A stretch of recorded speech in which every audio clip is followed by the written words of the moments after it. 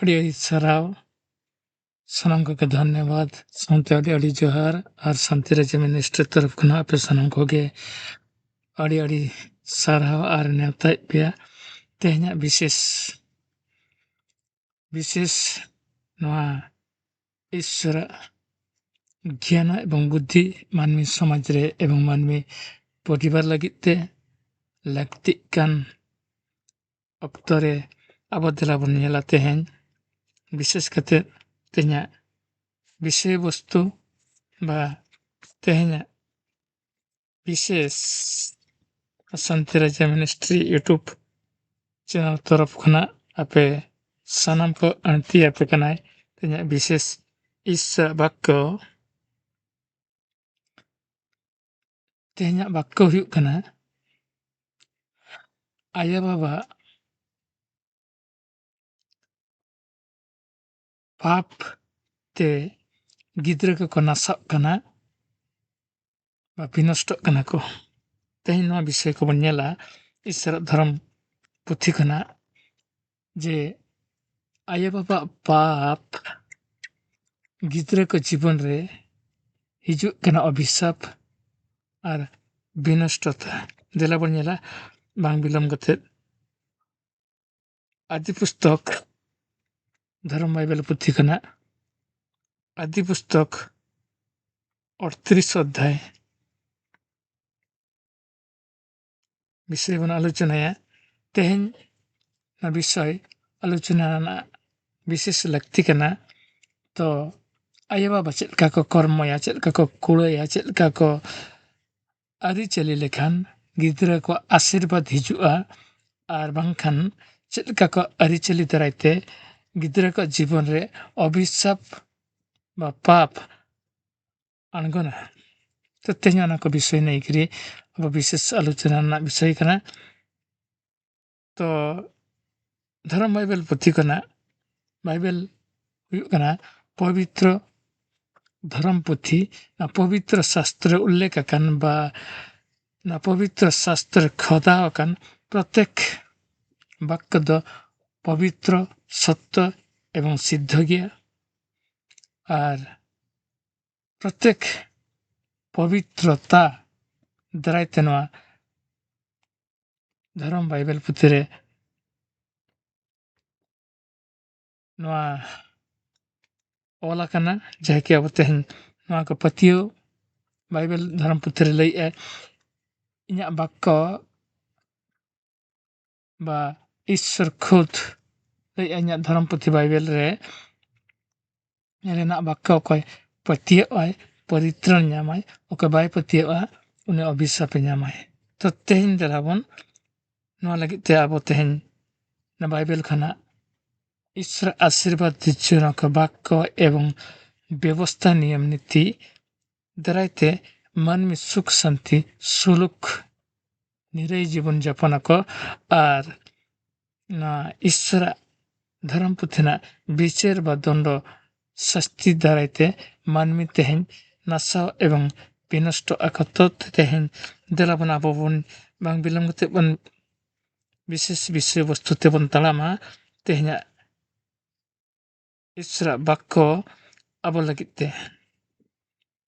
तो नोडे बारोड़ा उदाहरण स्वरूप धर्म बाइबल पुथी खना बन उल्लेख जेमन उदाहरण दो बनवा नुकिना जीवन ना अरिचली तो सत्य एवं नितो कान पीढ़ी नितरिन मानवी को जीवन रे आशीर्वाद नाम लगिते मिटे निदर्शन और प्रमाण सिद्ध कना तो दिलाबन तेहना ना धर्म पुथी खना बनेला आदि पुस्तक 38 अध्याय पुइलो बनेला तो जिहुदा परिवार विषय रे जिहुदा दो हुयुग कना अब बन बड़ाया इस्राएल रिन 12 गोष्ठी बा 12 वंश कना मिटंग वंश कना जिहुदा तो इस्राएल दो मिटे ईश्वर मनोनीत जाति जाजक बा ईश्वर व्यवस्था पुइलु उनको ठेन ईश्वर एम ले खदाव ले और उनको वंश रे आशीर्वाद ना ईश्वर मनोनीत ताहे कना और उनको वंश 12टी बया बा 12टी वंश बा गोष्ठी को लिया को कना तो उनको 12 वंश भितर 12 गोष्ठी भितर जीवदा मिटन गोष्ठी ताहे कना तो उनिया जीवन रे ईश्वर व्यवस्था लंघन दराइते आइरिन गिद्रा को आज स्त्री को विनष्ट ना अर्थात को गजना को तो ईश्वर मनोनीत हर इस्राएल वंश खना जिहुदा मिटन परिवार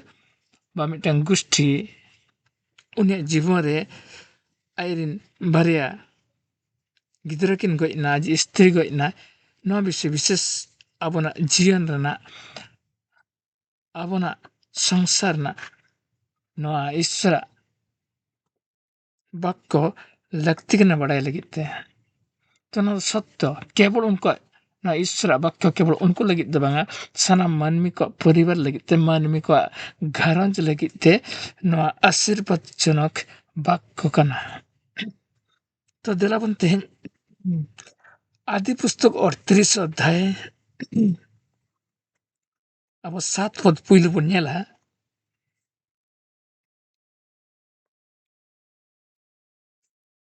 नोने अब उन परिष्कार से बन्याल दाड़ेया तो जीवदे मारांग अपन जहाँ तक तुम एर सदा प्रभु विनाश के दिए इन तयम 10 पद बन्याला जीहुदाई दशर हपन उनन सदा प्रभु उन्हें है नाश के दिया गज के दिया इन तयम 12 पद बन्याला जीहुदा स्त्री गजन है ईश्वर गज के दिया कारण चेत नवा को विषय रे चेत भूल दराइते जीहुदा अच्छा परिवार रे विनष्ट नेल किदा विशेष ओना वाक्य कना तेहन अपना परिवार जितच आय बाबा को भूला ईश्वर विधि बा व्यवस्था लंघन विरुद्ध को कई को कुड़ाया तर उनका परिवार रे नंका के गिद्र आर अकरिन दुलर रिन एरा को विनष्ट को देलाबन तेहन बन नेला बंगला बाइबल ते पुइलुñ पढ़ाया आदि पुस्तक 38 अध्याय 7 पद किंतु एर अनेक मंद काज कराय प्रभु तार प्रति असंतुष्ट हलेन एवं ताके हत्या करलेन एरा विषय बनेला एर हुई कना जीवदे मारांग हपन नोने चेद लैया ईश्वर उनी हत्या के दिया আর মিদা বন্যালা কিন্তু এর অনেক মন্দ কাজ করায় প্রভু তার প্রতি অসন্তুষ্ট হলেন এবং তাকে হত্যা করলেন সাতপদ বন্যালিয়া তো নলে উড়িয়া বাইবেল চেদে লইয়াই আবো যতবন ñel dara ar inya udia babel tin पढ़ा anjamabon kana 38 अध्याय 7 पद मात्र जीहुदार ज्येष्ठ पुत्र एर सदाप्रभुଙ୍କ ସାକ୍ଷାତରେ ଦୁଷ୍ଟ ଥିଲା ଏଣୁ ସଦାପ୍ରଭୁ ତାଙ୍କୁ ବିନାଶ କଲେ ଏଲକେ अपन एर विषୟରେ तो पुइलु हपन जीहुदाई मारांग हपन एर ईश्वर नोडे विनष्ट के दिया 10 पद बन्याला नोडे 10 पद बन नेला इन उड़िया बांग्ला बाइबल ते पुलिन पढ़ाया এই কাজে প্রভু ক্রুদ্ধ হলেন এবং অননকেও মেরে ফেললেন 10 পদ বন্যালিয়া অনন জিহুদাই ᱫᱚᱥᱟᱨ ᱦᱚᱯᱚᱱ ᱵᱟ ᱥᱮᱠᱮন্ড ᱦᱚᱯᱚᱱ ᱩᱱᱤ ᱦᱚᱸ ᱤᱥᱥᱚᱨ ᱜᱚᱡ ᱠᱮᱫᱮᱭᱟ। ଓଡ଼ିଆ ବାଇବଲ ତେ ନହେଲେ ଆର ମିତ ଧବନ ହେଲା 10 ପଦରେ ତାର ଏଇ ରୂପ କର୍ମ ସଦାପ୍ରଭୁଙ୍କ ଦୃଷ୍ଟିରେ ମନ୍ଦ ଥିଲା ଏଣୁ ସେ ତାଙ୍କୁ ମଧ୍ୟ ନାଶ କଲେ। 10 ପଦରେ ବନ୍ୟାରେ ତ ଈଶ୍ୱର जिहुदै दोसर बा सेकेंड हपन ओनन होय गoj kedia ina time abo bon nyela 12 पद आदि पुस्तक 38 अध्याय आदि पुस्तक 38 अध्याय अब 12 पद बन nyela পরে জিহুদের স্ত্রী সুয়ের কন্যার মৃত্যু হলো শোকের সময় গেলে জিহুদা তার অদুল্যমীয় বন্ধু হীরার সাথে মেষদের লোম ছাড়তে তিনমাই গেল তো নড়ে আবো বন nyel দাঁড়াᱜ ᱠᱟᱱᱟ 12 পদ রে জিহুদাই বা ইসরায়েল বা ঈশ্বরের মনোনীত বংশ বা গোষ্ঠী বা ঈশ্বরের মনোনীত জাতি যাহাকি उनको गे आशीर्वाद ᱧᱟᱢ ᱨᱮᱱ ᱯᱨᱟᱯ්য ᱦᱚᱲ ᱫᱚᱠᱚ ᱛᱟᱦᱮᱸ ᱠᱟᱱᱟ ᱟᱫᱚ ᱫᱷᱟᱹᱨᱛᱤ ᱨᱮ आशीर्वाद उनको द्वारा मानवी को ᱧᱟᱢᱟ ᱢᱮᱱᱛᱮ ईश्वराᱜ प्रतिज्ञा आशीर्वाद उनको ठेन अभिषेक आकारे एम लेद ताने तो उनको इस्राएल जाति खना मिटang बंश बा मिटang बया बा गोष्ठी जिहुदा परिबारे नंकान बिनष्टता बन nyel दाड़ा कना अब उड़िया बाइबल ते nyel 12 पद 38 अध्याय 12 पद अब अनेक दिन गत हुन्ते सुयर कन्या जिहुदर भार्जा मला अब नोडे बन nyel दाड़ा कना सुयर कन्या जिहुदार भार्जा मला जिहुदा स्त्री हो नोडे गoj कना कारण चे तो तेहेन अपना परिवार अपना घरंज रे नंकन हो घटना बन nyelea जे आबोरिन स्त्री को गुजुग कना बा आबोरिन घरंज रिन गिद्रा को गुजुग कना जुआन ऑक्तो रे कारण चे तो ठीक उनका गे आबो नना कारण विशेष कते बन nyelea आदि पुस्तक 38 अध्याय तो अब विशेष कते अपना परिवार रे जेमन नंका आलो हुयुग मा मेनते जेमन बाइबल रे बा इसरे विधि पवित्र शास्त्र रे ओलाकान बना अनल पुथी रे दर्शावकान सदराकान जिहुदा मिटा आशीर्वाद वंश ताहे कना उनि जीवन रे आशीर्वाद बांग ᱧᱟᱢ कते ने परिवार रे विनष्टता हुयुग रेना कारण दो चे ओना दिते तेहना विषय वस्तु विशेष कते आया बाबा पाप दारायते गिद्रा अभिशाप और विनष्टता हिजुग कना तो तेहन अब नोआ को भूल जिहुदा चेते भूल लेते जा परिवार रे आज स्त्री गुजु nyel के आइरिन बारिया जुन कोड़ा गिद्रे गुजु nyel के अब नोआ विषय रे विशेष कते नने बन nyela आदि पुस्तक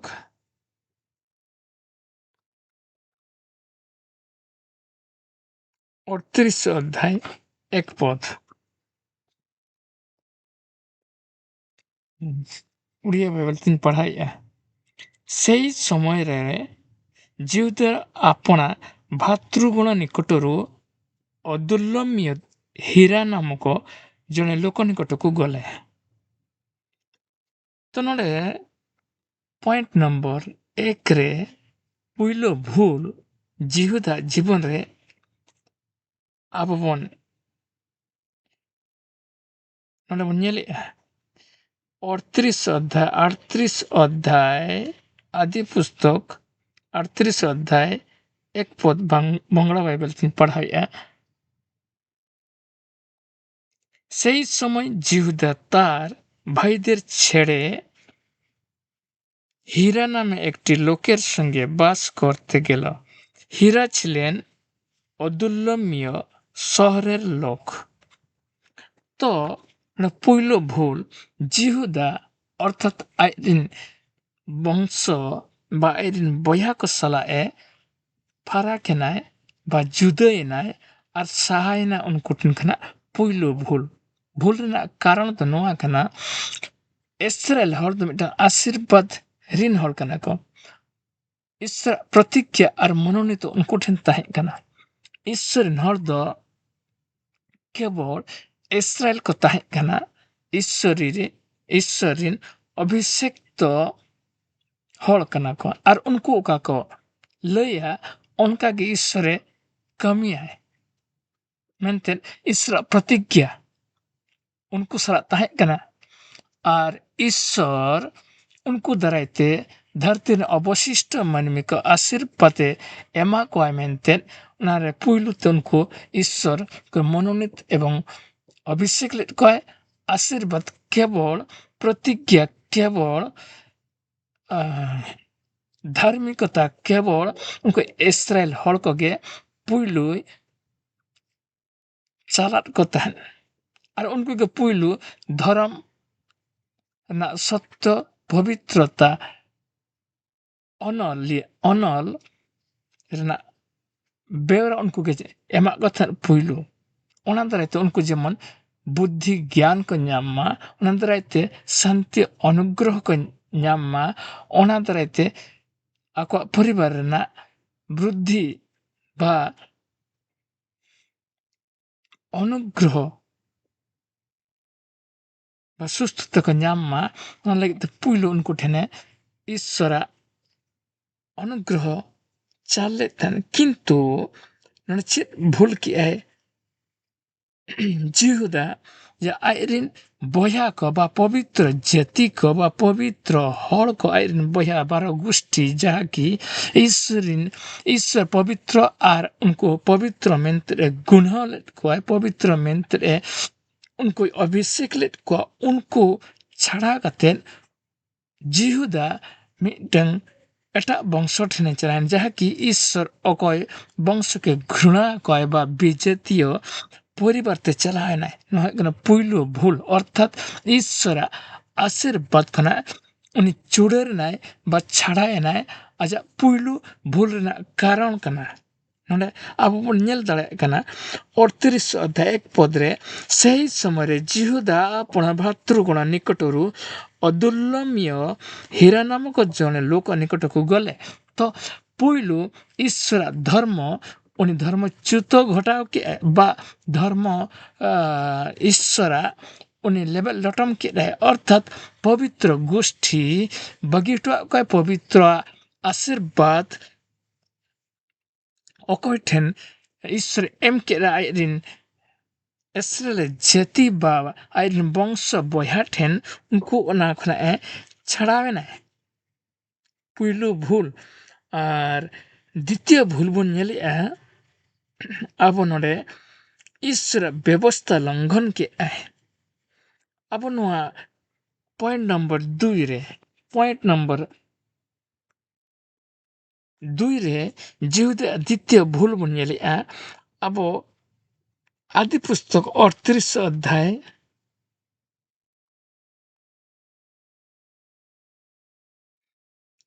आदि पुस्तक 38 अध्याय अब बन नेलिया जे ईश्वर व्यवस्था लेवल लटम गते हपन ताई बा मारंग हपन बेजतीय बा ईश्वर को घृणा कोय उनकन जाति को सला बंधुस्त बा बंधु बा आज हपने बापला के दिया है ओका की ईश्वर बारन लेथने उनको नवा नियम एमाग को थाने नवा विधि एमाग को थाने नवा विधि जेमन उनको लगित ते विशेष ताहे कना तो ओना दिए तेगे अबो नोडे बन नेलिया आदि पुस्तक 38 अध्याय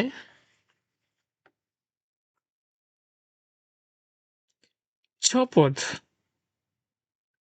आदि पुस्तक 38 अध्याय 6 पद नोडे चेद लेया अबो नेल दरे कना बन जिहुदा द्वितीय भूल आदि पुस्तक 38 अध्याय 6 पद नोडे इन बंगला बाइबल तीन पढ़ाया जिहुदा तामर नामे एक कन्या के एने तार संगे प्रथम पुत्र एरेर बिए दिलो नोडे चेद लेया अब नेल दरे कन 6 पद उड़िया बाइबल ते पढ़ा बन कना रबनेला अनंतर जिहुदा तामर नामनी एक कन्या आनी अपना ज्येष्ठ पुत्र एर सहित ताकू विवाह देला तो नोडे बन नेल दरे कना नंबर 2 बा 2 पॉइंट रे द्वितीय भूल जिहुदा अच्छा परिवार लगिते मंद कर्म के अर्थात ओका कि ईश्वर बाक्य खोदा लेना जिनवा व्यवस्था आपे को आलपे लेबेल लटमा और नवा को विरुद्ध रे आपे आलपे तालापा मेंतेन द्वितीय विवरणी 7 अध्याय 3 पदे लई है अब द्वितीय विवरणी रबनेल दरा कना बाइबल खना द्वितीय विवरणी 7 अध्याय 3 पद ईश्वर पुइलु नुको एसरा जाति को आशीर्वाद तायम तो नवा बाक्को बा नोका विधि बा शासन उनको चेदा कोतन लिया कोतन और पुइलु आजा कटुक ते ना धीरे तेरे ओला कोतन जे नो आज्ञा बा नो विधि आपे जोदी पाड़ा ना पे आपेरिन वंश आपेरिन पीढ़ी पीढ़ी गिद्रे पिद्रे आशीर्वाद युक्त अको और जदि नो बाक्य आपे इया कथा इया नियम बा व्यवस्था जदि आपे पे लेबे लटमा ताले आपेरिन गिद्रे को अभिशाप रेको विनष्ट अमेंतेन ईश्वर साक्षात कते ओना सिनाई बुरु रे बा मारांग बुरु रे दर्शाव कथन बा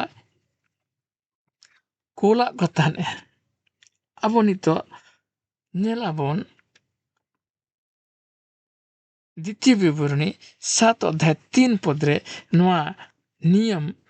जिहुदा आजा परिवार लगिते भूल कर्म कराले 7 अध्याय 3 पद अब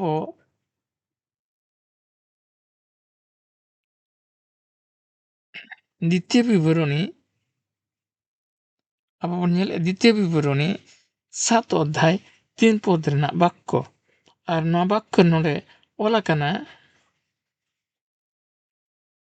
7 अध्याय 3 पद रे इन बंगला बाइबल तीन पढ़ाया तादेर मध्य काउके बिये करो ना एवं तुम्हादेर छेले मेয়েরাও যেন ওইসব অন্য জাতির কাউকে বিয়ে না করে মানে ईश्वर व्यवस्था बा नियम बा आज्ञा बा आदेश कना तो उड़िया बाइबल थे पढ़ा अंजमन कना द्वितीय विवरणी 7 अध्याय 3 पद नोडे ओला कना अथवा तुम्बे सेमानंक सहित विवाह संबंध करिवो नहीं तुम्बे ताहार पुत्र को अपना कन्या देव नहीं अबा अपना पुत्र निमंते ताहार कन्या ग्रहण करिवो नहीं तो नोडे परिष्कार से अब नेल किया नो नियम ᱤᱥᱨᱟᱹᱭᱮᱞ ᱡᱟᱹᱛᱤ ᱠᱚ ᱯᱩᱭᱞᱩᱭ ᱮᱢᱟᱜ ᱠᱚ ᱛᱟᱦᱮᱸᱫ ᱡᱮ ᱱᱚᱣᱟ ᱵᱷᱩᱞ ᱟᱞᱚᱯᱮ ᱠᱟᱹᱢᱤᱭᱟ, ᱱᱚᱣᱟ ᱵᱟᱠᱠᱚ ᱟᱞᱚᱯᱮ ᱞᱮᱵᱮᱫ ᱞᱚᱴᱚᱢᱟ, ᱟᱞᱚᱯᱮ ᱛᱟᱞᱚᱢ ᱯᱟᱨᱚᱢᱟ᱾ ᱟᱨ ᱡᱮᱦᱮᱛᱩ ᱟᱡᱟᱜ ᱯᱚᱨᱤᱵᱟᱨ ᱨᱮ ᱱᱚᱣᱟ ᱵᱟᱠᱠᱚ ᱛᱟᱞᱚᱢ ᱯᱟᱨᱚᱢ ᱞᱮᱫ ᱫᱟᱨᱟᱭᱛᱮ ᱚᱨᱛᱷᱟᱛ ᱟᱡᱤᱡ ᱦᱚᱯᱚᱱ ᱛᱟᱭ ᱢᱤᱫᱴᱟᱝ ᱵᱮᱡᱟᱹᱛᱤᱭᱟᱹ ᱠᱩᱲᱤ ᱜᱤᱫᱽᱨᱟᱹ ᱴᱷᱮᱱᱮ ᱥᱟᱞᱟᱜ ᱮ ᱵᱟᱯᱞᱟ ᱞᱮᱫᱮᱭᱟ ᱢᱮᱱᱛᱮ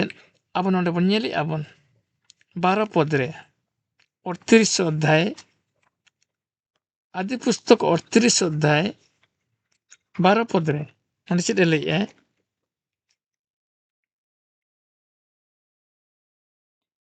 অনেক দিন গত হুনতে সুয়ের কন্যা সরি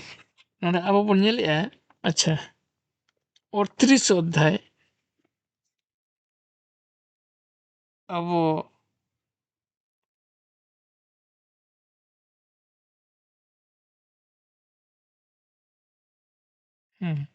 আবো নড়ে বন ᱧᱮᱞᱮᱜᱼᱟ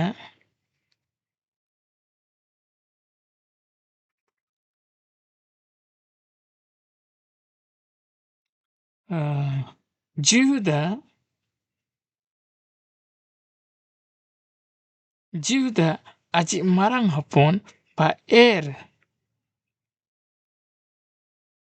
6 পদ বন ᱧᱮᱞᱮᱜᱼᱟ 38 অধ্যায় 6 পদ অনন্তর জিহুদা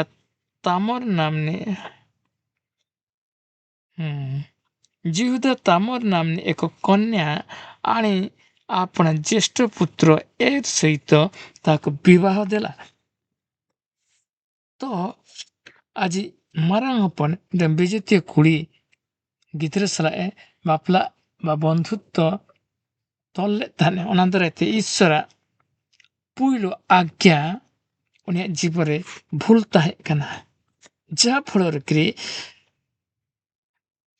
ᱟᱯᱟᱛᱟᱜ ᱵᱷᱩᱞ ᱫᱟᱨᱟᱭᱛᱮ ᱜᱤᱫᱽᱨᱟᱹ জীবন বিনষ্টᱭᱮᱱᱟ। ᱟᱯᱟᱛᱟᱜ ᱵᱷᱩᱞ ᱫᱟᱨᱟᱭᱛᱮ ᱛᱮᱦᱮᱧ ᱟᱵᱚ ᱵᱚᱱ ᱧᱮᱞᱮᱜᱼᱟ জিহুদা হপন বিনষ্ট তাকে ᱧᱮᱞ ᱠᱮᱫᱟ। ତେଣୁ ᱟᱵᱚ ᱱᱚᱣᱟ ᱥᱚᱝᱥᱟᱨ ᱨᱮ ᱟᱵᱚᱱᱟᱜ ᱱᱚᱣᱟ ᱜᱷᱟᱨᱚᱸᱡᱽ ᱨᱮ ᱱᱚᱣᱟ ᱵᱷᱩᱞ ᱟᱵᱚ ᱦᱚᱸ ᱯᱟᱞᱮᱫ ᱵᱚᱱ ᱠᱟᱹᱢᱤ ᱠᱟᱱᱟ। আর তাহলে খান আবো বন বাড়াই ঠিকা দোহাই মা তো ঈশ্বর আবো প্রতি ক্রোধকারী ঈশ্বর কানায় প্রভু আবো প্রতি দণ্ডদাতা প্রভু কানায় তো আবনা পরিবারে নঙ্কান গে দুর্ঘটনা ঘটাও দাড়েয়া চেদা ঈশ্বর বাক্য দো সত্য এবং শক্তিযুক্ত কানা ঈশ্বর কে লে কানা দে কামিয়া আর পুরোই ঈশ্বর বাক্য দো আথড়ি দো বাং কানা। ᱟᱵᱚ ᱱᱚᱰᱮ ᱵᱚᱱ ᱧᱮᱞ ᱫᱟᱲᱮᱭᱟᱜ ᱠᱟᱱᱟ ᱤᱥᱨᱟᱹᱭᱮᱞ ᱵᱟᱠᱠᱚ ᱫᱚ ᱢᱤᱫᱴᱟᱝ ᱥᱚᱠᱛᱤᱡᱩᱠᱛᱚ ᱟᱨ ᱠᱟᱹᱢᱤ ᱢᱮᱱᱟᱜᱼᱟ ᱟᱹᱛᱷᱟᱹᱲᱤ ᱫᱚ ᱵᱟᱝᱟ, ᱚᱨᱛᱷᱟᱛ ᱚᱠᱟᱭ ᱞᱟᱹᱭ ᱟᱠᱟᱜᱼᱟ ᱚᱱᱟ ᱜᱷᱚᱴᱟᱜᱼᱟ, ᱚᱠᱟᱭ ᱠᱳᱞ ᱟᱠᱟᱜᱼᱟ ᱚᱱᱟ ᱟᱡ ᱮ ᱯᱨᱚᱠᱟᱥᱟᱭ। ᱛᱮणु ᱟᱵᱚ ᱱᱚᱣᱟ ᱠᱟᱛᱷᱟ ᱱᱚᱰᱮ ᱵᱚᱱ ᱧᱮᱞ ᱫᱟᱲᱮᱭᱟᱜ ᱠᱟᱱᱟ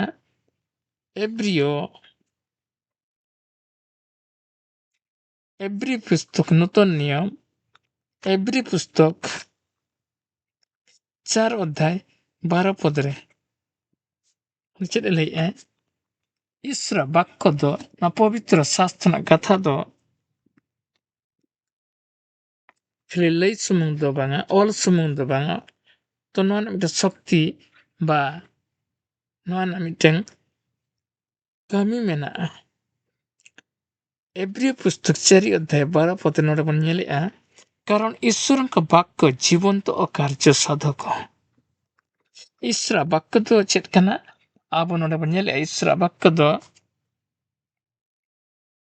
जीवित गिया और कमी मेना ओना नंद अर्थात ओना नंद कमी हुयुक कना। तो अब उड़िया बाइबल ते बन ñेल किरा ते ईश्वर बाक्य दो कारण ईश्वर का बाक्य जीवंत ओ कार्य साधक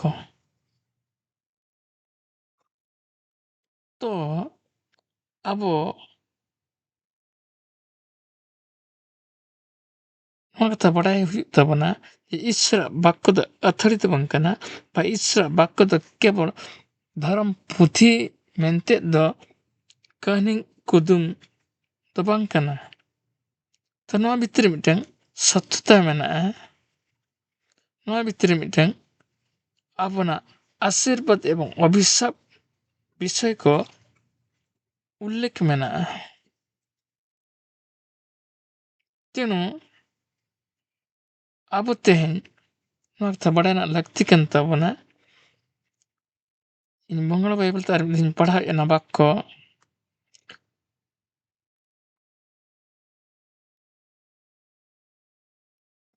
ᱦᱤᱵᱨᱩ বা ইব্রিয় 4 অধ্যায় 12 পদ ᱱᱚᱰᱮ ᱵᱚᱱ ᱧᱮᱞᱮᱜᱼᱟ ᱟᱵᱚ ঈশ্বরের বাক্য জীবন্ত ও সক্রিয় নড়ে জীবন্ত ও কার্য সাধক উড়িয়া বাইবেল রে অল আকানা, বাংলা বাইবেল রে অল আকানা ঈশ্বরের বাক্য জীবন্ত ও সক্রিয় অ্যাক্টিভ গিয়া তিনাং দিন সানাম দিন। তিনাং সানাম দিন অর্থাৎ ᱪᱮᱫ ᱵᱚᱱ ᱵᱩᱡᱷᱟᱹᱣᱟ? ᱱᱚᱣᱟ ᱫᱷᱟᱹᱨᱛᱤ ᱛᱤᱱᱟᱹᱝ ᱫᱷᱟᱹᱵᱤᱡ ᱛᱟᱦᱮᱱᱟ, ᱱᱚᱣᱟ ᱥᱮᱨᱢᱟ ᱛᱤᱱᱟᱹᱝ ᱫᱤᱱ ᱫᱷᱟᱹᱵᱤᱡ ᱛᱟᱦᱮᱱᱟ, ᱤᱱᱟᱹᱝ ᱫᱤᱱ ᱫᱷᱟᱹᱵᱤᱡ ᱤᱥᱨᱟᱜ ᱵᱟᱠᱠᱚ ᱫᱟᱨᱟᱭᱛᱮ ᱥᱟᱱᱟᱢ ᱠᱤᱪᱷᱤ ᱯᱚᱨᱤᱪᱟলিᱛᱚᱜ ᱠᱟᱱᱟ, ᱤᱥᱨᱟᱜ ᱵᱟᱠᱠᱚ ᱫᱟᱨᱟᱭᱛᱮ ᱥᱟᱱᱟᱢ ᱠᱤᱪᱷᱤ সৃষ্টিᱜ ᱠᱟᱱᱟ ᱟᱨ ᱤᱥᱨᱟᱜ ᱵᱟᱠᱠᱚ ᱫᱟᱨᱟᱭᱛᱮ ᱥᱟᱱᱟᱢ ᱠᱤᱪᱷᱤ বিনষ্ট ᱵᱚᱱ ᱧᱮᱞᱮᱜᱼᱟ। ᱛᱚ ᱚᱱᱟ ᱫᱤᱭᱮ ᱛᱮᱜᱮ ᱤᱥᱨᱟᱜ ᱵᱟᱠᱠᱚ ᱫᱟᱨᱟᱭᱛᱮ ᱛᱚ ᱛᱮᱦᱮᱧ ᱟᱵᱚᱱᱟᱜ ᱡᱤᱵᱚᱱ ᱨᱮ, ᱟᱵᱚᱱᱟᱜ ᱥᱚᱝᱥᱟᱨ ᱯᱚরিবার ᱜᱷᱟᱨᱚᱸᱡᱽ ᱨᱮ যেমন জিহুদা লেখা ᱟᱵᱚ ᱡᱩᱫᱤ ᱪᱚ ᱵᱷᱩᱞ ᱵᱚᱱ ᱠᱟᱹᱢᱤᱭᱟ ᱢᱮᱱᱠᱷᱟᱱ ᱤᱥᱨᱟᱜ ᱦᱩᱠᱩᱢ ᱵᱚᱱ ᱛᱟᱞᱚᱢ ᱯᱟᱨᱚᱢᱟ ᱢᱮᱱᱠᱷᱟᱱ ᱛᱟᱦᱚᱞᱮ ᱠᱷᱟᱱ ᱟᱵᱚᱱᱟᱜ ᱡᱤᱵᱚᱱ ᱨᱮᱦᱚᱸ ᱟᱵᱚᱱᱟᱜ ᱯᱚরিবার ᱜᱷᱟᱨᱚᱸᱡᱽ ᱨᱮ বিনষ্টতা ᱵᱚᱱ ᱧᱮᱞᱟ। ᱛᱚ ᱚᱱᱟ ᱫᱤᱭᱮ ᱛᱮᱜᱮ ᱞᱟᱹᱭᱮᱜᱼᱟ ᱪᱮᱫ ᱤᱥᱥᱚᱨ ᱪᱮᱫ ᱮ ᱞᱟᱹᱭᱮᱜᱼᱟ? ᱮᱸᱜᱟᱛ ᱟᱯᱟᱛ ᱡᱚᱫᱤ ᱤᱥᱨᱟᱜ বিরুদ্ধ ᱨᱮᱠᱚ পাপা বা ভুল ᱠᱚ ᱠᱟᱹᱢᱤᱭᱟ বা ইসরা বিরুদ্ধ ᱨᱮ ᱟᱹᱨᱤᱪᱟᱹᱞᱤ ᱠᱚ ᱠᱟᱹᱢᱤᱭᱟ, ᱛᱟᱦᱞᱮ ᱜᱤᱫᱽᱨᱟᱹ ᱡᱤᱵᱚᱱ ᱨᱮ ᱥᱩᱠ ᱥᱟᱱᱛᱤ ᱫᱚ ᱵᱟᱝ ᱠᱟᱛᱮᱫ ᱟᱵᱚ ᱩᱱᱠᱩ ᱧᱩᱛᱟᱹᱛ ᱛᱮ ᱵᱟ বিনষ্ট তে জ্বলন তে সমস্যা তেবon ঠেলাও কাকᱚ ᱠᱟᱱᱟ। তেন ᱯᱩᱭᱞᱩ ᱟᱵᱚ ᱟᱭᱳ ᱵᱟᱵᱟ ᱱᱚᱣᱟ ᱠᱟᱛᱷᱟ ᱟᱵᱚ ᱤᱥᱨᱟᱜ ᱵᱟᱠᱠᱚ ᱢᱟᱫᱽᱫᱷᱚᱢ ᱛᱮ সাবধানে বনায় বা চেতনায় বনায়, যেমন ᱟᱵᱚ ᱜᱤᱫᱽᱨᱟᱹ ভবিষ্যৎ ᱨᱮ ᱡᱩᱫᱤ ᱪᱚ ᱥᱟᱱᱛᱤ ᱱᱤᱨᱟᱹᱭ ᱥᱩᱠ উন্নতি ᱵᱚᱱ ᱮᱢᱟ ᱠᱚ ᱠᱷᱟᱱ ᱤᱥᱨᱟᱜ ᱵᱟᱠᱠᱚ ᱯᱚᱵᱤᱛᱨᱚ ᱵᱷᱟᱵᱮ ᱟᱵᱚ ᱢᱟᱱᱟᱣᱛᱮ ᱦᱩᱭᱩᱜ ᱵᱚᱱᱟ। ᱤᱥᱨᱟᱜ ᱠᱟᱛᱷᱟ ᱟᱵᱚ ᱫᱩᱞᱟᱹᱲ ᱛᱮ ᱯᱟᱞᱚᱱ ᱦᱩᱭᱩᱜ ᱛᱟᱵᱚᱱᱟ। ᱛᱚ ᱱᱚᱰᱮ ᱟᱨ ᱢᱤᱫᱴᱟᱝ ᱯᱚরিবার ᱵᱚᱱ ᱧᱮᱞᱟ ᱤᱥᱨᱟᱜ ᱵᱟᱠᱠᱚ ᱩᱱᱠᱤᱱ ᱫᱩᱞᱟᱹᱲ ᱛᱮᱠᱤᱱ ᱯᱟᱞᱚᱱ ᱞᱮᱜᱼᱟ ᱢᱮᱱᱛᱮ ᱩᱱᱠᱩᱣᱟᱜ ᱜᱤᱫᱽᱨᱟᱹ ᱡᱤᱵᱚᱱ ᱨᱮ ᱟᱥᱤᱨᱵᱟᱫ ᱤᱥᱨᱮ ᱮᱢᱟᱜ ᱠᱚ ᱛᱟᱦᱮᱸᱫ। ᱩᱱᱠᱩ ᱫᱚ ᱚᱠᱚᱭ ᱟᱵᱚ ᱱᱚᱰᱮ ᱵᱚᱱ ᱧᱮᱞᱟ ᱵᱤᱪᱟᱹᱨᱠᱚᱨᱛᱟ পুরাতন নিয়ম ধর্ম বাইবেল পুঁথি খᱚᱱᱟᱜ পুরাতন নিয়ম বিচারকর্তা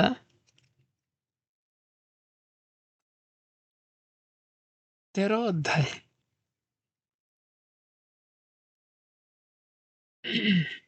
ᱱᱚᱰᱮ ᱵᱚᱱ ᱧᱮᱞᱟ ᱢᱤᱫᱴᱟᱝ ᱯᱚরিবার ᱤᱥᱨᱟᱜ ᱵᱮᱵᱚᱥᱛᱷᱟ ᱵᱟ ᱵᱤᱫᱷᱟᱱ ᱵᱟ ᱟজ্ঞা ᱯᱟᱞᱚᱱ ᱠᱟᱛᱮᱫ ᱠᱤᱱ ᱛᱟᱦᱮᱸ ᱠᱟᱱᱟ ᱢᱮᱱᱛᱮ ᱵᱟ ᱢᱟᱱᱟᱣ ᱜᱩᱱᱟᱹᱣ ᱠᱮᱜᱼᱟ ᱠᱤᱱ ᱢᱮᱱᱛᱮ ᱩᱱᱠᱤᱱᱟᱜ ᱡᱤᱵᱚᱱ ᱨᱮ उनके परिवार रे ईश्वर आशीर्वाद आयन गिद्रा कोय एमा को किन नेल के विचार करता अब नोडे बन नेल 13 अध्याय 4 पद 13 अध्याय 4 पद एतु एबे यह कर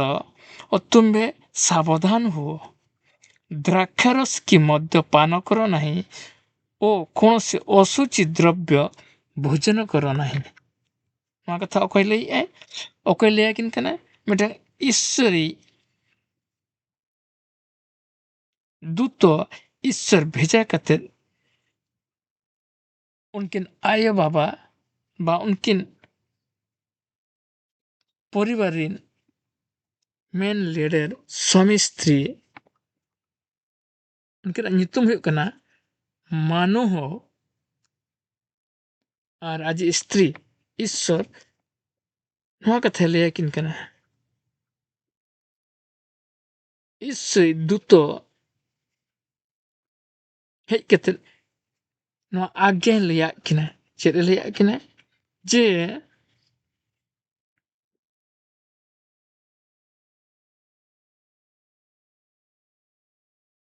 जे अबिन तेन खना नवा नियम पालन बिन नवा कथा अंजम बिन नवा कथा गुनहो कते दोहय बिन अबिन जीवरे अबिन गिद्रे को आशीर्वाद बिन इन चाला को आशीर्वाद बिन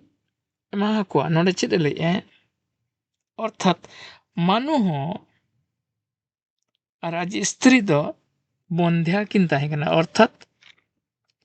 अब बोले बुझे अब चेद जे उनके ने तो कौन सी गिद्रे भितरे बा को ताहे कना जे तुम गिद्रे भितरे बा को ताहे कना उनकिन जितने कावा कति कान थान किन गिद्रे लगिते उन जोखो उनकिना आड़ांग उनकिना रा उनकिना नेहर शर्मा दिसमरे ईश्वर धर्म मचिरे सेटर लेना और ओंडे खना ईश्वर उनकिना परिवारते स्वर्गदूत बा ईश्वरी प्रधान संदेशकारी दूतो भेजा के दिया जिनवा खबर उनके लेटो किन में नवा आज्ञा उनकिन बड़ाई हो किन में नवा विधि उनकिन ठेन सदर किन में जे जोदी अबिन नवा नियम बिन पढ़ना ताले अबिन जीवन रे अबिन गिद्रे बिन नाम संतो नि गिद्रे इन आशीर्वाद माया और अबिन नवा धर्म कथा बताओ कथे उनि गिद्रे जीवन रे आशीर्वाद अबिन बिन नील दाड़े आमेनतेन अब नोड़े विचार करता 13 अध्याय अच्छा 2 पद बनियाला 2 पद खना बनियाला 4 पद धबी इन पढ़ा इन उड़िया बेलते सही समय दानीय गोष्ठी मध्य सूर्य निवासी एक मनुष्य थिला तार नाम मानुह तार भार्या बंधा और प्रसव करी नथिला 3 पद बनिया पुणी सदाप्रभु को दूत से स्त्री को दर्शन दे ताहू कहले देख तुम्हें बंध्या और प्रसव करना मात्र तुम्हें गर्भवती हो पुत्र प्रसव करिवो 4 पद एहेतु एबे यहा कर तुम्हें सावधान हो द्राक्षरस की मद्यपान कर नहीं और कौन से अशुचि द्रव्य भोजन कर नहीं अबिन रिन गिद्रा बनु को ठीक गया अबिन गिद्रा लगे बिन खावा कति कना ठीक गया तो मेनखान ईश्वर धर्म मचिरे जिता नुकिना रा कावा कति आड़ांग ताकेरना और सेटेरना इस दूत ईश्वर भेजा कते मानु और आज स्त्री ठेनवा दर्शन एम कते उनकिन ठिका बुटे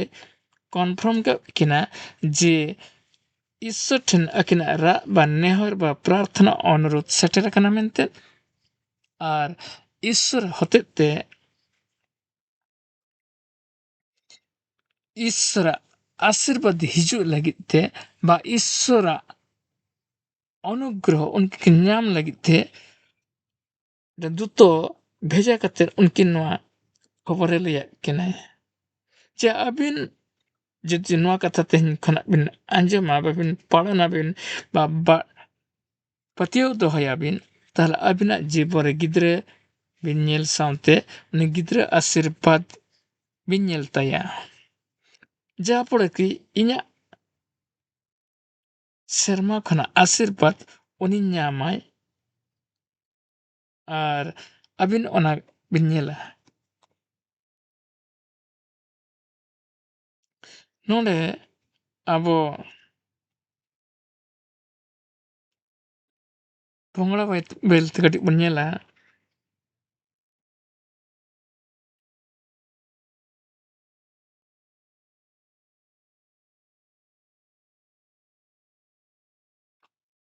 বিচার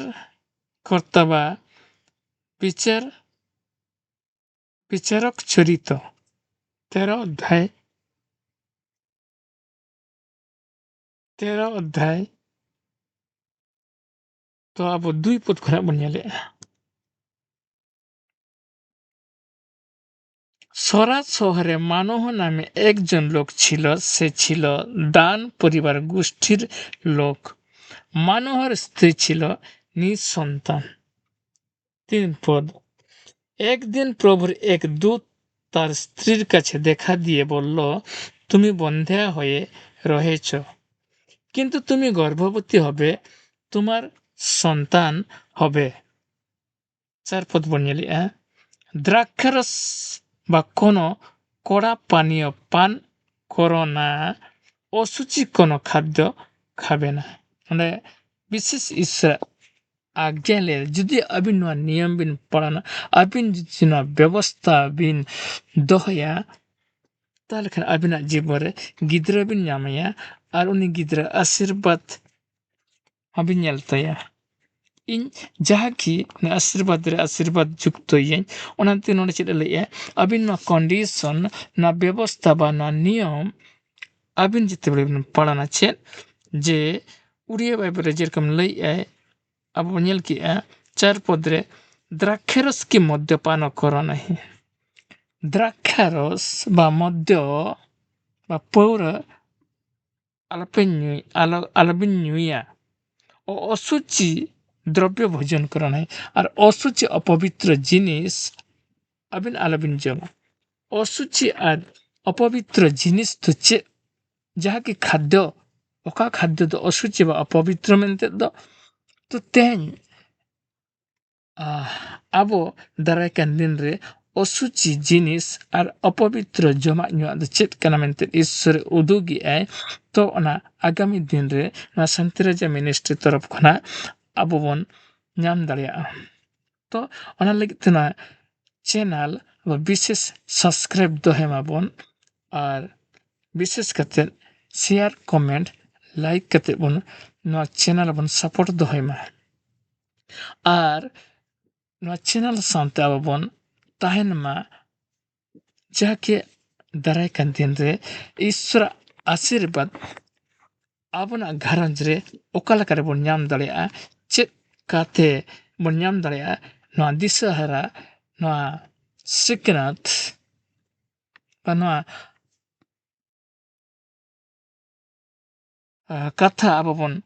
ᱵᱟᱲᱟᱭ ᱫᱟᱲᱮᱭᱟᱜᱼᱟ ᱟᱵᱚᱱᱟᱜ ᱡᱤᱵᱚᱱ ᱨᱮ ᱟᱨ ᱟᱵᱚᱱᱟᱜ ᱡᱤᱵᱚᱱ ᱨᱮ ᱡᱩᱫᱤ ᱱᱚᱣᱟ ᱥᱚᱛᱛᱚ ᱵᱚᱱ ᱯᱟᱞᱚᱱ ᱫᱚᱦᱚᱭᱟ ᱤᱥᱥᱚᱨᱟᱜ ᱟᱥᱤᱨᱵᱟᱫ ᱟᱵᱚᱣᱟᱜ ᱡᱤᱵᱚᱱ ᱵᱟ ᱜᱷᱟᱨᱚᱸᱡᱽ ᱨᱮᱦᱚᱸ ᱟᱵᱚᱨᱮᱱ ᱜᱤᱫᱽᱨᱟᱹ ᱯᱤᱫᱽᱨᱟᱹ ᱠᱚᱴᱷᱮᱱ ᱟᱬᱜᱚᱱᱟ ᱟᱵᱚ ᱵᱚᱱ ᱧᱮᱞ ᱛᱤᱭᱳᱜᱟ ᱪᱮᱫᱟᱜ ईश्वर नंडली इᱧᱟᱹᱜ कथा दो सत्य एवं शक्ति युक्त एवं कार्य साधक बा नले इᱧᱟᱹᱜ कथा दो कहीं लेक ओना कमी लगित नहीं एक्टिव मिनैया तो आप नोडे बन ñele'a नुकिन मिटांग परिवार मानुहा परिवार तो नोआ कथा बारन केत किना तेहन आबो जुदचो आया बाबा आबो जुदि तेहन पौरे बन ñui'a तेहन जुदि आबो असुचि खाद्य बन जमे'a बा असुचि जिनिस बन जपटे कतेर बन आबना जीवन रे बन ताहन कना ताहले आबना परिवार रे निश्चय गिद्रा को आशीर्वाद बang कतेर उनको जीवन रे अभिशाप हिजुआ अभिशाप आणगोना आर उनको जीवन रे विनष्टता आबो बन ñel ñama अर्थात बयस ताहन तुलुते गिद्रा को गुजु ako तो नोआ दुर्दशा आबो बन ñel दाड़ेया तो ओना दिते आबो तेहन विशेष ईश्वर बाक्को बांग बड़ाई दारेते मानमी तेहन को कावा कतिño kana जे चेद करे आले परिवार नोंका हुयुग kana चेद करे गिद्रा को गुजुग kana चेद करे आले परिवार रे दुर्घटना घटाग kana मेन ईश्वर कारण हुयुग kana नोआ आबो जुदि आया बाबा आबो जुदि ईश्वर व्यवस्था विहीन बन जापन ना बा ईश्वर लयकन आबो कमी हो रखा बाबन कमिया ताहले आबना परिवार रे आबरेन गिद्रा पिद्रा को ᱧᱩᱛᱟᱹᱛ ᱵᱟ ᱱᱚᱨᱚᱠ ᱵᱟ ᱵᱤᱱᱚᱥᱴ ᱛᱮᱵᱚᱱ ᱴᱷᱮᱞᱟᱣ ᱠᱟᱠᱚ ᱠᱟᱱᱟ᱾ ᱛᱚ ᱱᱚᱰᱮ ᱟᱵᱚ ᱱᱚᱣᱟ ᱠᱟᱛᱷᱟ ᱵᱚᱱ ᱧᱮᱞᱮᱜᱼᱟ ᱡᱮ ᱢᱟᱱᱣᱟᱜ ᱯᱚᱨᱤᱵᱟᱨ ᱨᱮ ᱢᱟᱱᱣᱟ ᱟᱨ ᱟᱡᱤᱡ ᱥᱛᱨᱤ ᱤᱥᱥᱚᱨ ᱟज्ञᱟ ᱞᱮᱫ ᱠᱤᱱᱟ ᱛᱮᱦᱮᱧ ᱠᱷᱚᱱᱟᱜ ᱯᱟᱹᱣᱨᱟᱹ ᱟᱞᱚᱵᱤᱱ ᱧᱩᱭᱟ, ᱛᱮᱦᱮᱧ ᱠᱷᱚᱱᱟᱜ ᱟᱹᱵᱤᱱ ᱚᱥᱩᱪᱤ ᱡᱤᱱᱤᱥ ᱟᱞᱚᱵᱤᱱ ᱡᱚᱢᱟ, ᱚᱥᱩᱪᱤ ᱡᱤᱱᱤᱥ ᱟᱞᱚᱵᱤᱱ ᱧᱩᱭᱟ, ᱚᱥᱩᱪᱤ ᱡᱤᱱᱤস ᱤᱥᱥᱚᱨᱟᱜ অসুচি জিনিস অর্থাৎ ঈশ্বরের মেতে অসুচি মানে অপবিত্র। অপবিত্র ᱫᱚ ᱟᱞᱚᱵᱤᱱ ᱵᱮᱵᱚᱦᱟᱨᱟ ᱡᱟᱦᱟᱸ ᱯᱷᱚᱲᱚ ᱨᱮᱠᱤ ᱤᱧ ᱟᱹᱵᱤᱱᱤᱡ ᱜᱤᱫᱽᱨᱟᱹ ᱤᱧ ᱟᱥᱤᱨᱵᱟᱫᱽ ᱤᱧ ᱮᱢᱟ ᱭᱟ ᱢᱮᱱᱛᱮ ᱟᱹᱵᱤᱱ ᱵᱤᱱ ᱧᱮᱞ ᱧᱟᱢᱟ। ᱱᱚᱰᱮ ᱟᱵᱚ ᱵᱚᱱ ᱧᱮᱞᱮᱜᱼᱟ 13 অধ্যায় বিচারকর্তা 13 অধ্যায় 24 পদ। ᱱᱚᱰᱮ ᱤᱥᱥᱚᱨ ᱟᱥᱤᱨᱵᱟᱫᱽ ᱩᱱᱠᱤᱱ ᱜᱤᱫᱽᱨᱟᱹᱭ ᱮᱢᱟ ᱫᱮᱭᱟ। ᱢᱟᱱᱩ ᱦᱚᱸ ᱨᱟᱡᱤ ᱥᱛᱨᱤ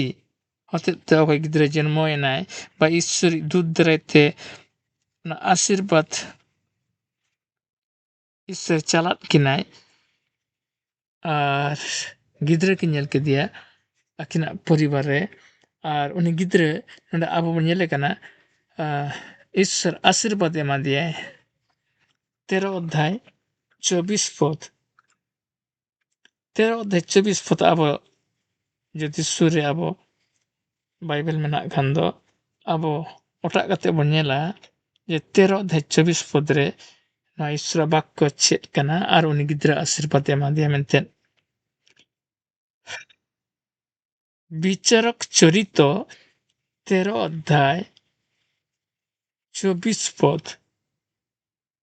আবো Bangla Bible ring পড়াইনি।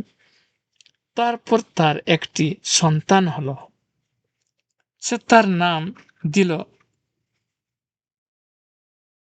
Simpson. Simpson বড় হয়ে উঠল, প্রভু তাকে আশীর্বাদ করলেন। उनकिन गिद्रा अकय हुईना उनी गिद्रा उनकिन गिद्रा ᱧᱩᱛᱩᱢ ᱠᱟᱱᱟ सिमसन। আর ঈশ্বর উনি সিমসন আশীর্বাদ এমা দিয়ে। আবু উড়িয়া বাইবেল তে নড়ে বন ñele'a 13 অধ্যায় 24 পদ। এথি উত্তরে সে স্ত্রী পুত্র প্রসব করি তাহার নাম সামসুন। উড়িয়া বাইবেল তে মানে সামসুন আর বাংলা বাইবেল তে লে'a সিমসন। তো মিটটা হড়গে pronunciation difference tan kena kintu hor do uni kan gya simsun ba samsun। नोडे एथि उत्तरे से स्त्री पुत्र प्रसव करी ताहार नाम सामसुन देला। तोहु से बालक बढ़िला और सदाप्रभु तांकु आशीर्वाद कले। उनी गिद्रे बा सामसुन अब नोडे नोआ पदरे बन ñele'a ईश्वर आशीर्वाद एमा दिया चेदा जे ईश्वरा कथा किन बताओ ले अमिते उनकिन आई आयो और आई बाबा मानो हो और मानो स्त्री है बा एराते ईश्वर का लिया किन थें खना पौरा अलबिनिया द्रक्कास अलबिनिया बा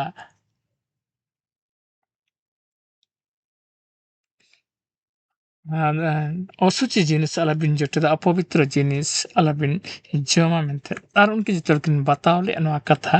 उनकिन गिद्रे हुएना उनकिन जाकी आटकुड़ा किन ताहेकना बा गिद्रे बितर बांको ताहलेन तकिना उनकिन जीवन ईश्वर हुकुम ते आशीर्वाद किन नाम किया और उनकिन गिद्रे जाना मेना जहाँ फलोरे उन गिद्रे अबो नडबोन नोआ पदरे बन ñele'a ईश्वर खुद आशीर्वाद एमा दिया और उन सामसुन बा सिमसुना शक्ति प्रबल शक्ति ताई ईश्वर आशीर्वाद एमा दिया। आशीर्वाद चेद का एमा दिया जे शारीरिक भावे अड़ी दाड़े के ताहे कना अर्थात कचिते बाराहिते बाबेरते को तोलते हैं उनी द बाको आकोट ले दिया जाकि तोपा के तो ओना सला अड़ी भरा शक्ति आशीर्वाद ईश्वरे एमादे ताने किंतु तेहन आबोरेन गिद्रा को जोदी ईश्वर आशीर्वाद नाम हुयो खान दो नोआ जिनिस खना आबो हो फरक करे ताहन लगती कना ओका कि ईश्वरे लई आय तो no osuci jenis ala pejama osuci jenis ala penyuya ar paur ba drakharas ba handi oka ko meta kana ona khona sangini re sahare tahan pe to apya gharan jira apirin gidre pidre ᱤᱧ ᱟᱥᱤᱨᱵᱟᱫ ᱤᱧ ᱮᱢᱟ ᱠᱚᱣᱟ ᱛᱚ ᱱᱚᱰᱮ ᱟᱵᱚ ᱱᱚᱣᱟ ᱠᱟᱛᱷᱟ ᱵᱚᱱ ᱧᱮᱞ ᱠᱮᱫᱟ ᱚᱱᱟ ᱫᱤᱭᱮ ᱛᱮᱜᱮ ᱟᱵᱚ ᱡᱩᱫᱤ ᱛᱮᱦᱮᱧ ᱱᱚᱣᱟ ᱤᱥᱥᱚᱨᱟᱜ ᱵᱟᱠᱠᱚ ᱵᱟᱵᱚᱱ ᱯᱟᱹᱛᱭᱟᱹᱣᱼᱟ ᱤᱥᱥᱚᱨᱟᱜ ᱵᱟᱠᱠᱚ ᱵᱟᱵᱚᱱ ᱵᱤᱥᱥᱟᱹᱥᱼᱟ ᱤᱥᱥᱚᱨᱟᱜ ᱵᱟᱠᱠᱚ ᱵᱟᱵᱚᱱ ᱯᱟଳᱚᱱᱟ ᱛᱟᱦᱞᱮ ᱤᱥᱥᱚᱨᱮ ᱞᱟᱹᱭᱮᱜᱼᱟᱭ ᱟᱯᱮᱨᱮᱱ ᱜᱤᱫᱽᱨᱟᱹ ᱠᱚᱦᱚᱸ ᱤᱧ ᱦᱤᱲᱤᱧ ᱠᱚᱣᱟᱹᱧ ᱟᱯᱮᱨᱮᱱ ᱜᱤᱫᱽᱨᱟᱹ ᱠᱚᱦᱚᱸ ᱟᱥᱤᱨᱵᱟᱫ ᱨᱮ ᱡᱮᱛᱚᱱ उनको को ताड़ामाको आशीर्वाद लगित जेते बड़े उनको को चिंतायाको इच्छेयाको आग्रह को कोकोयाको किंतु उनको ठेन खना इन्या आशीर्वाद सहार के तहने चेदा आपिया अरि चली बेबड़ी कुड़े कर्म दराइते अपरिन गिद्रे पिद्रे को इन हिड़िंग को मेंते होसियो पुस्तक 3 अध्याय 6 पद बोन नेला होसियो पुस्तक 3 अध्याय 6 पद रे नले तेहन जदि आपे इन्या कथा बा नियम बा व्यवस्था बा विधि आपे आपे बतावा ताल अपरिन गिद्रे को जीवन रह विपद अक्तरे दुख अक्तरे जलन अक्तरे बेमार अक्तरे उनको जितने को हो या को जितने को राग को जितने कवा कति को उन जो के इन उनको आलांग बन अंजमा और उनको इन हिरिंग कुन होसियो पुस्तक 3 अध्याय अब नोडे 6 पद बन नेले पुरातन नियम होसियो पुस्तक 3 अध्याय 6 पद अब विशेष कथे ना बाइबल ना बाक्को अपना जीवन आशीर्वाद और अपना जीवन अनुग्रह अब सामते ताहन लगी खान दो अब ईश्वर बाक्को तेन लगती कना अपना जीवन रे पतियो लगी तेबा विश्वास और पालन लगी ते नोडे इन पुइलू रे होसियो पुस्तक बाइबल रिन पढ़ा अंजम कना बंगला बाइबल ते होसियो पुस्तक 3 अध्याय 6 पद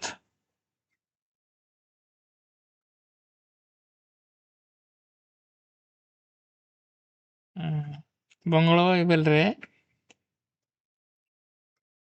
बाइबल रे तो होसियो पुस्तक 3 अध्याय 6 पद दो बच्चों ने किंतु 5 साल एटा जगह को किंतु उड़िया बाइबल रे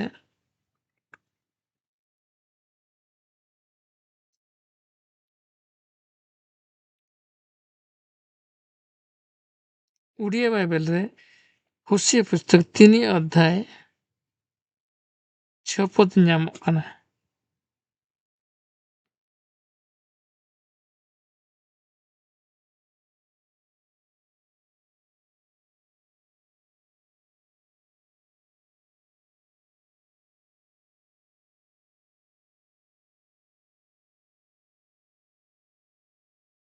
तो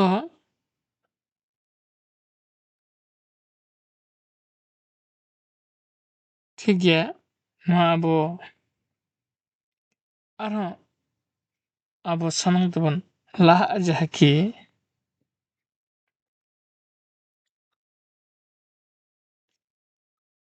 ᱟᱵᱚ ᱛᱮᱦᱮᱧ ᱱᱤᱭᱟᱹ ᱚᱠᱛᱚ ᱨᱮ ᱟᱵᱚᱱᱟᱜ ईश्वर धार्मिकता बा धर्म रᱮᱱᱟᱜ अनुग्रह ᱟᱵᱚ